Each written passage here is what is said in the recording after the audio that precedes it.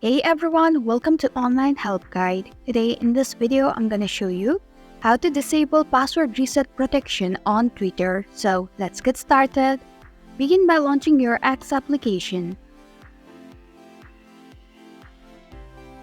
Then tap on your profile icon at the top left corner of your screen.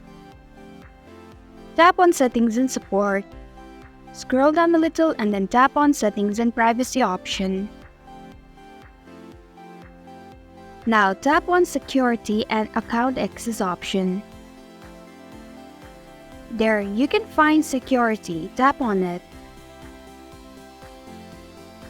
At the bottom of the screen, you can find Password Reset Protection. Disable that option. To save changes, you have to enter your X password. Once you're done, tap on the OK button. And this is how you can disable password reset protection on Twitter.